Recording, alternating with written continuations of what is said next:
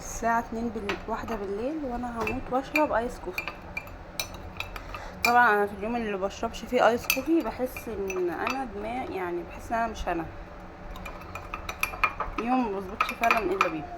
المهم يا جماعة فكوكم من ده كله. المهم انا جايه اثير الجدل واقول ان الايس كوفي اللي بيتعمل من غير تلج احسن بكتير، من غير تلج احسن بكتير من اللي بيتعمل بتلج. واللي يجادلني يجادلني. ليه بقى؟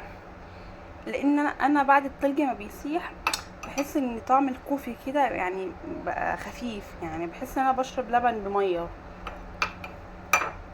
انا بعمل ايه بقى؟ بجيب اللبن بحطه في التلاجة يسقع يعني يسقع جامد، اللي هو داخل خلاص على درجة ان هو يجمد، وبعد كده بعمله عادي. وفي حاجة كمان، انا كنت بعمله بالكوفي العادي اللي هو البلاك، الايس بلاك ده، كوفي بلاك. المهم لما جربته باللي هو نسكافيه 3 في 1 حرفيا يعني يختلف 360 درجة بجد والله. والله العظيم جربوها بجد بجد والله هتدعولي، هتحسوا بفرق كبير.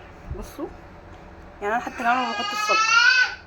بصوا ده، بص ده كيك نسكافيه عادي 3 في 1 وقلبته، يعني مقلباه كده. انا ما حطيتش سكر عشان هو فيه سكر، بس لو عايزين تزودوا زودوا. وطبعا اللبن عندي مجمد وبنزل بيه كده. بصوا عشان انا بحب اوي اشوف المنظر ده. الله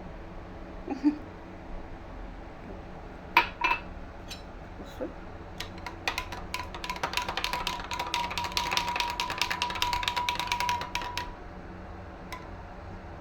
بصوا ده من غير تلج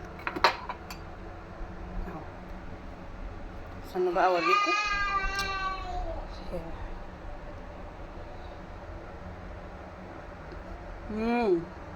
والله بجد يا جماعه فايتكم كتير لو ما جربتوش بالطريقه دي بجد والله.